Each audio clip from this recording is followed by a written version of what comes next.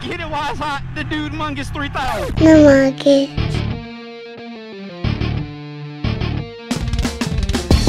Hey, Dude and Dudette, say what up? It's your boy Dude Mungus. I'm coming to you this way because technology is so amazing, but sometimes it will let you down. We recorded this amazing episode with the genius and the file got corrupt. So I have audio and I have video of myself, but I don't have video of the genius. So listen to this as a podcast. Let's jump into it.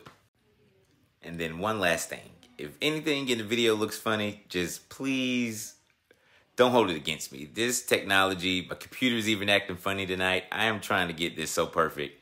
It's messing up. So it is what it is, but this is a really good conversation. It's raw. You'll notice some edits. I did do some edits because I don't want to give away too many secrets and too much information that will take away from what the genius does. All right, Dude and Dudettes, what it do? We are back with the third iteration in this series, Why Do We Ride? And I told y'all I had to get some heavy hitters for this one. So right here, I call this man a genius because what this man does with bikes is absolutely insane. And I'm gonna try not to get ahead of myself, but I recently seen a video where you've been working on a CBR 1000, which typically isn't used in the road race scene because we know they're down on horsepower. But whatever you did to that bike is actually set up pretty daggum good. That bike, I learned myself actually something when I tuned this bike. Okay. I did a little bit of work to it mechanically, but nothing serious outside of what you're normally used to. But the 17 plus CBR is a lot stronger than people think it is, and in my opinion, I would say it's probably Gen 4 ZX10, maybe even a little bit faster. Gotcha. Okay. Gotcha. Not so much necessarily up top. Up top, they're probably about the same. Okay. But if you factor in the ability to start at lower speeds and use all of first gear, Gotcha. I think the CBR is actually a faster bike. Gotcha. Which is Gotcha. not something I would have thought about a month ago. Yeah, no, never me. And that's what I seen from the video. It looked like the CBR got out, had really good mid-range, and then right towards the top two gears, that's when the Gen 4 end up walking them down, and if they had more room, it would have got a little ugly. Yeah, that was thing in mind too, is that the Gen 4 owner is a little heavier, okay, about 35 pounds or so, which is a good amount. Gotcha. But okay. The Gen 4 there is also on MR, whereas the CBR is on pump gas. Wow. That CBR is stock wheelbase, and he can't use anywhere near all of first gear. So wow. When I was tuning that bike, I didn't ride it with the previous tune that was in it, but I know when I was done tuning it, I couldn't keep it down in second gear. It would leave aggressively, and then it would power wheelie up on me. Wow. And he said it never wheelied in second gear before. I had never ridden it before. Maybe it was just me. Wow. And then he got it back, and he said, yeah, he can't keep it down in second. So when he raced that Gen 4, he left in first gear because the Gen 4 left in first gear. Right. The Gen 4 is using every bit of what it's got. Right. The CBR isn't until third gear. That's fairly impressive, man.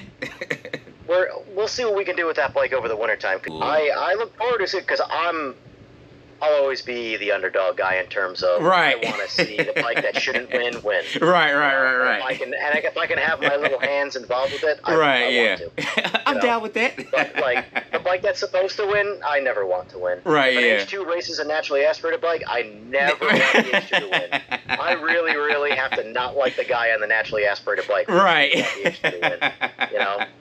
Yeah, man. I can get off on a tangent, so I'm gonna try my best to stick to the script. But I love talking about this stuff all day. Those bikes I think are awesome, and I would absolutely ruin quote unquote both of them in a heartbeat.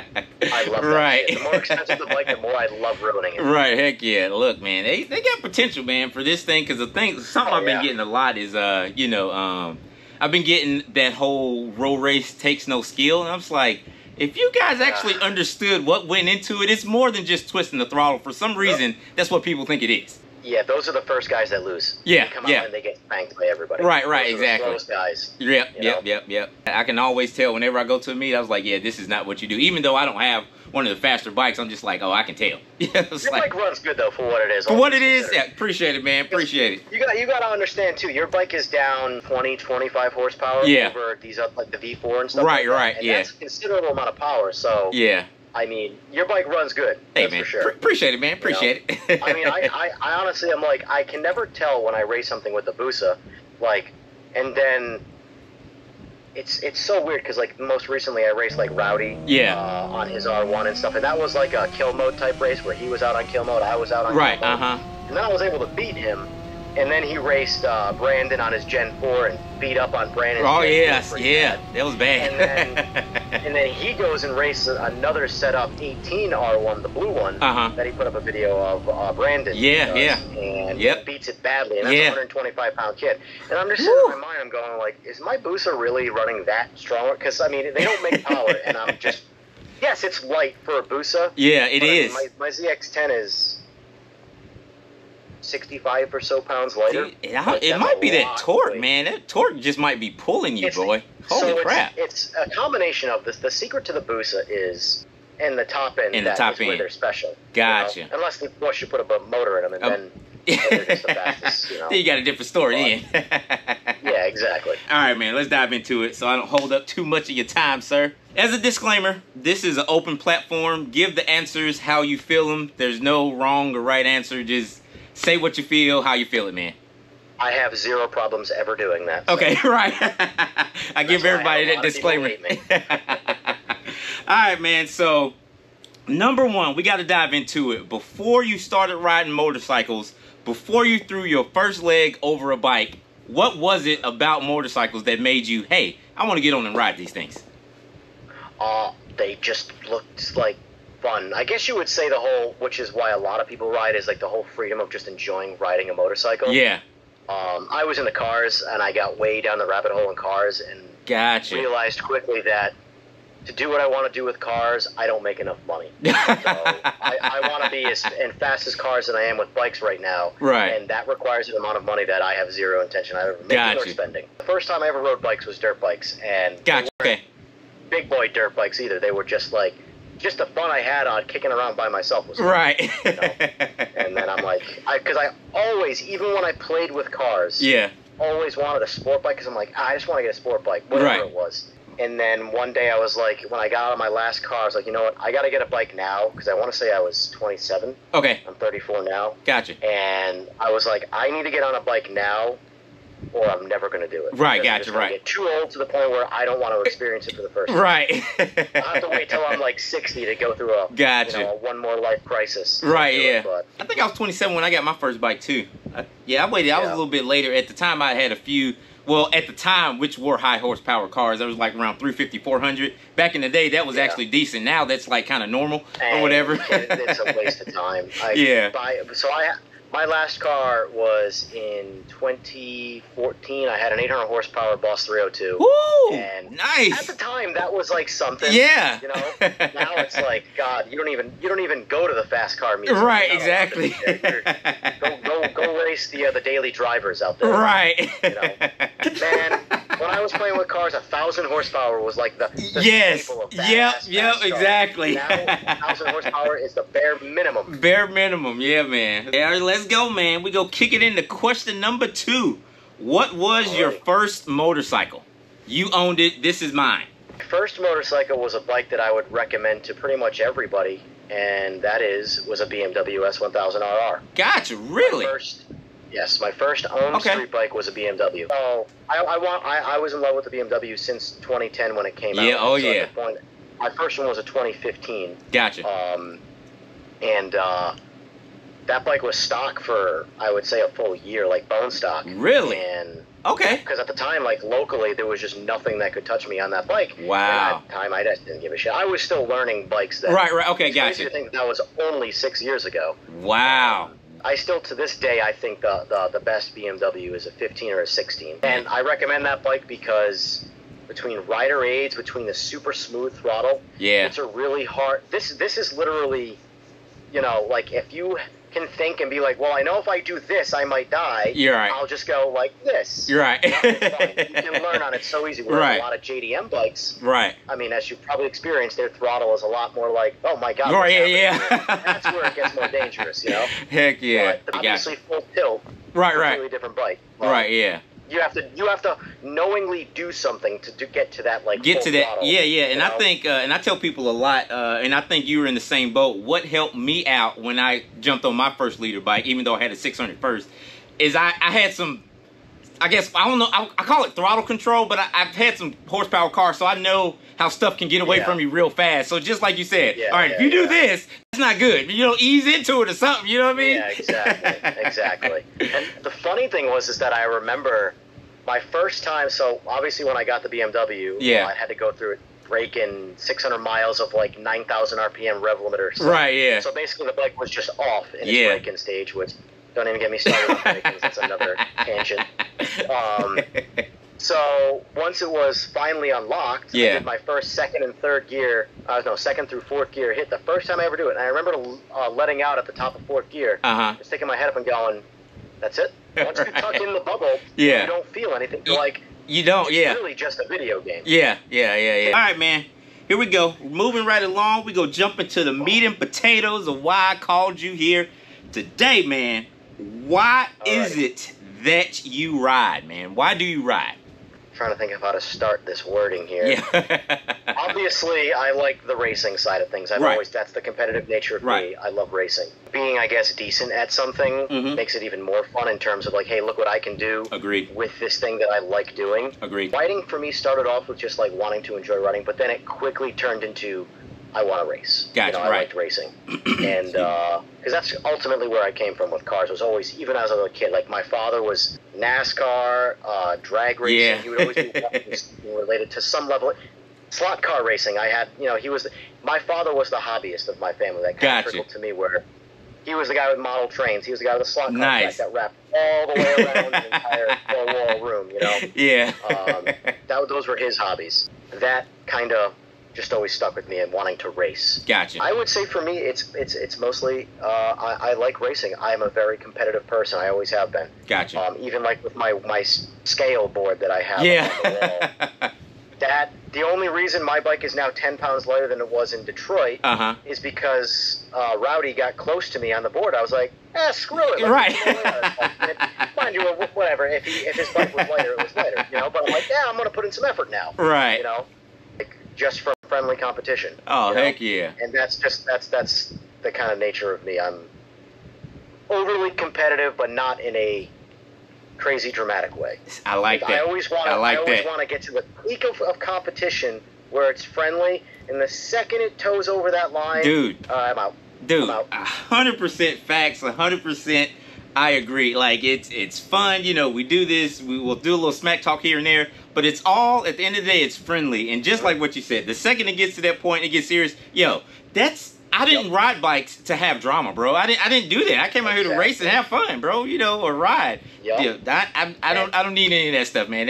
I'm out. After that, I'm out. That's a big part of why I have always refused money races. I agree. For that, where I'm one of the guys that races for funsies. Right. Which it's true. Right. I get it. And it's not even about confidence. It's about the drama that always, like, if things could literally be like, okay, let's face it. When we talk about money racing, and you see money racing, what commonly happens around the money race? The money. Arguing. Debating. Yep. We're talking about a 14-second race. Yeah. And 3 hours surrounding it of debating, arguing, stipulations, all of this stuff. Right. And it's serious for me, but it's not that serious. Right, exactly. I'm going to make money from racing, but it's not from that race. It's from, hey, wow, your bike runs good, or you know what you're doing, or whatever. I want to do business with you. For me, bikes is mostly racing. Cool. And that's what's up. I enjoy racing the bikes. That's what's up, man. That's what's up. That's dope, man. All right, we're going to move right along.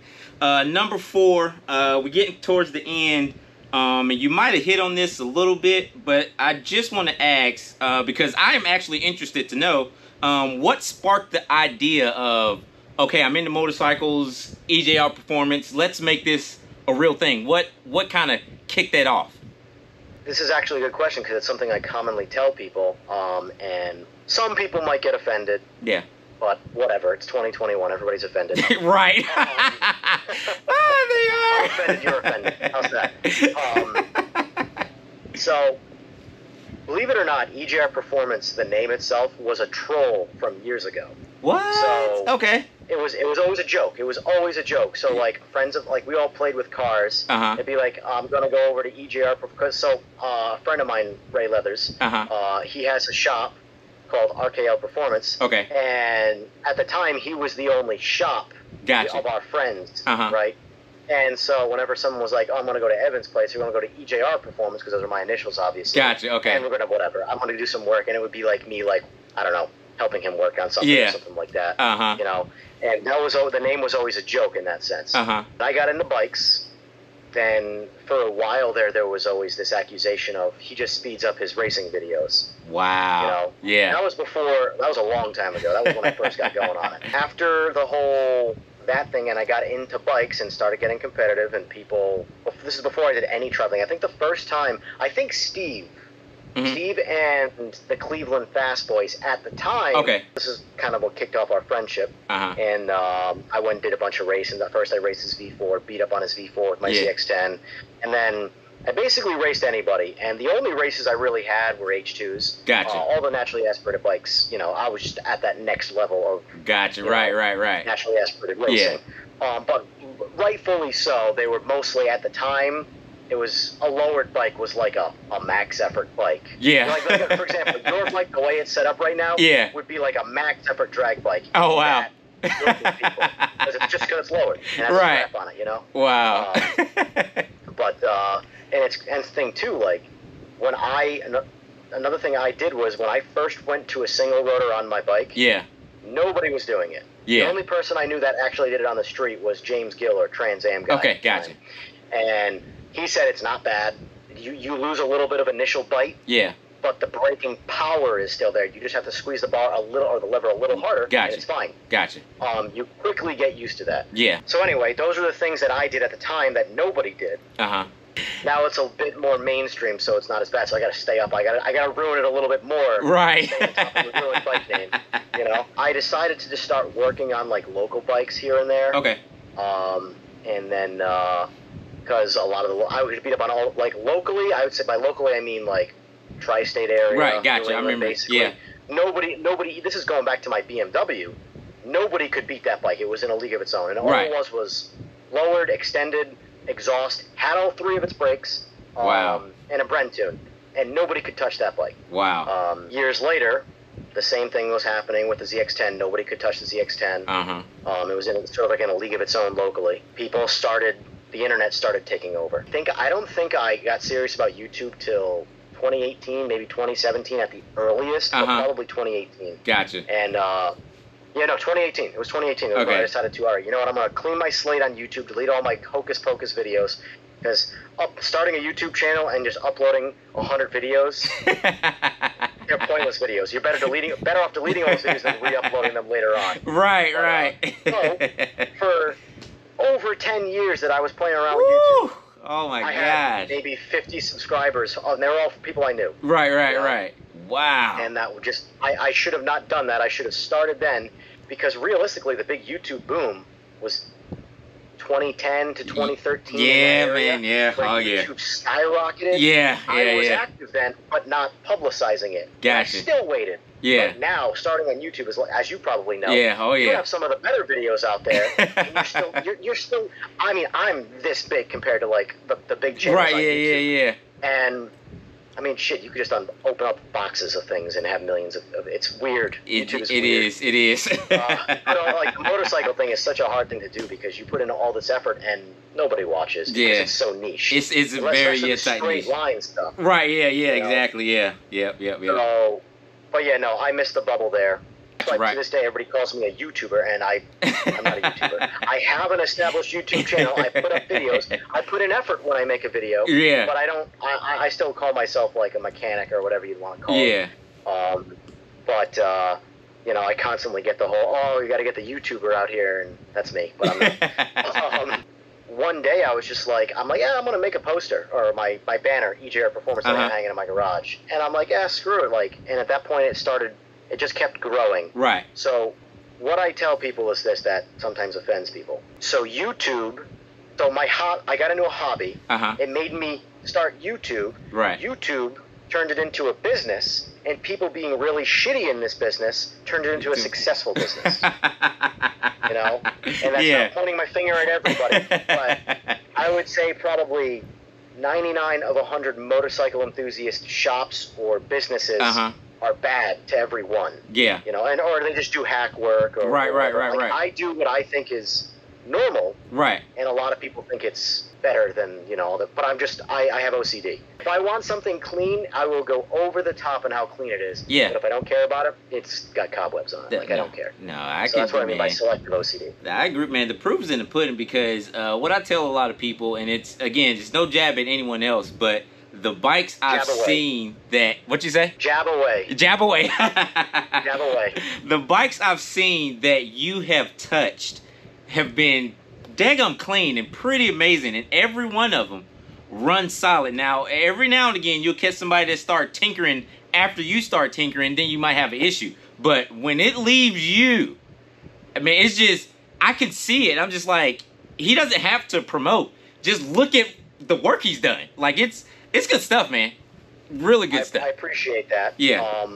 And to work off of that, also give the owners of those bikes some credit too as well, because without either their permissions or their own being meticulous. Yeah. Because here's the thing, there's a lot of bikes I get that don't look like that. That I might do something nice, but it's completely overshadowed by the rest of the not niceness. Right. So I would say the owner of the bike too also has to take good quality care of the bike. Gotcha. Like you do that with your bike. Yeah. So like your bike, if I did stuff to it, would be really easy to shine Ejrperformance. Gotcha. Because I touched the bike, but you got to give yourself credit because you're the one who makes it look like it does as well. Gotcha. You know? So give yourself a pat on the back. Yeah, man. You know what? And I gotta say this on camera because you've told me this. I don't know how many times in just our normal conversations. You always tell me, "Hey, Mungus, you gotta give yourself credit too," and it's something I really don't do, that often. 100% do. Yeah, bro. But I appreciate that, man. Thank you. Hey, no problem. No problem. Thank you. So you have one of the far more entertaining motorcycle YouTube channels. Oh, and it's an unfortunate. It's YouTube, and there's nothing you can do about it. But it's a shame you're not bigger than you are. Wow. All right, man. I'm gonna move right along. I got a bonus question for you. This is the last one, and then I can let you go because I know you're a busy man, and I appreciate your time.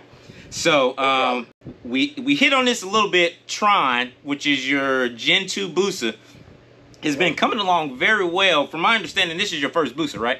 Yes. Okay, it's been coming along very well. So, and I think, like I said, I think we touched on this a little bit before, but between Tron and the famous TBN, what are like some of the biggest differences you see between the two?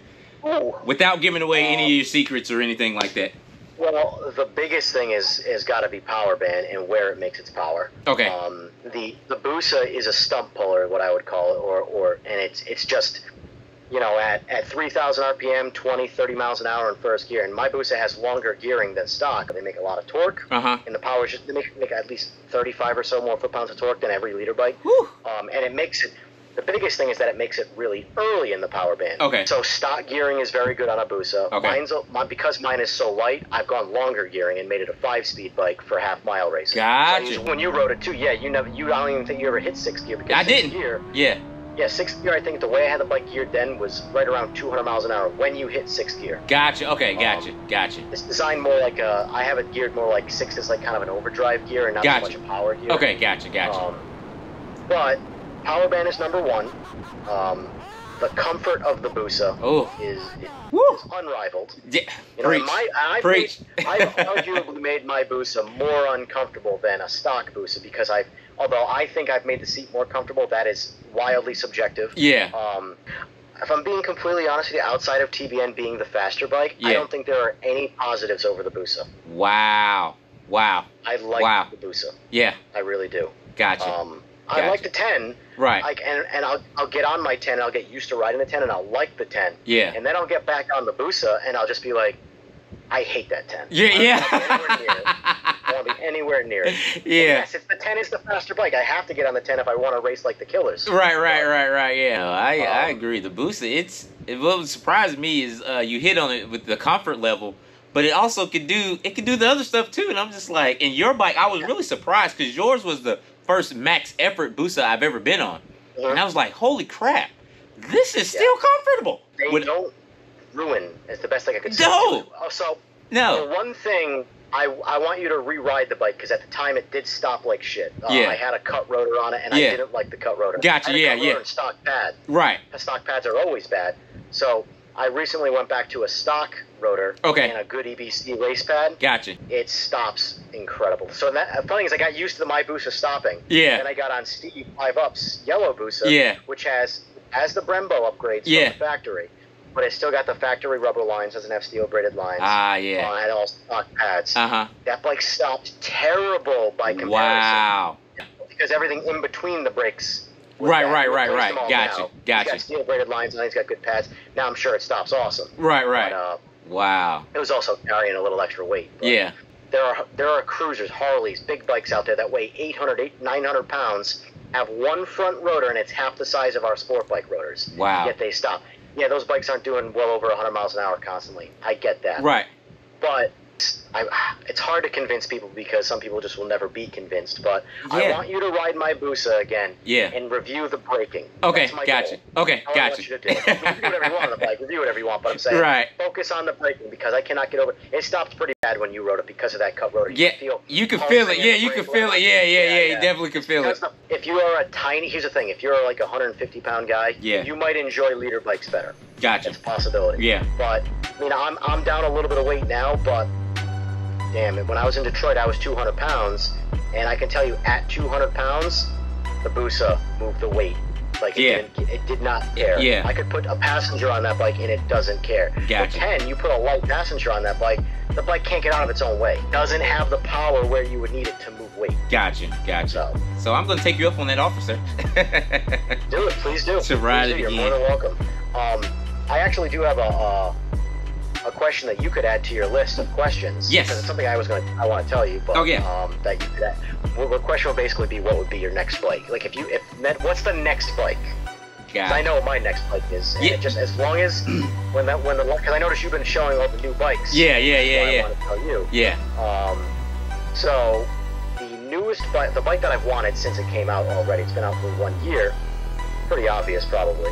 But I don't want that particular one. Yeah, sir. So if as long as they have a base model that comes out for 2022, that will be my next bike. It might not be right away. You're right. It'll be like this time next season. Gotcha. But I recommend asking that question to randoms or whoever because question. I'll pick that up. I also have the same question for you. All right. So, ladies and gentlemen, Dude and Dudettes, thank you, Evan, Mr. EJR, for your time. Yo, I appreciate you making the sacrifice to take this time. It took a little bit longer than I originally thought, but I like talking to you, man. We get on little tangents and it's all good. Hell yeah, man. Hell yeah. No, happy. I'm thankful that you brought me in to do this. All right, man. I wish we would do this more, honestly. Yeah. I think we're gonna keep this going on some other topics, man. Hell yeah. All right, man. Appreciate you, bro. No problem, buddy. Take care. Later. Boom shakalaka. Thank you for watching, dude. No market.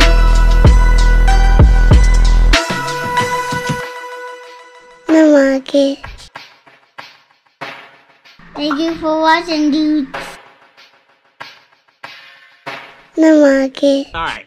So, man, I am actually legit in the market like January 1st, February 15th, something. I want to get something. And right now, I'm bouncing between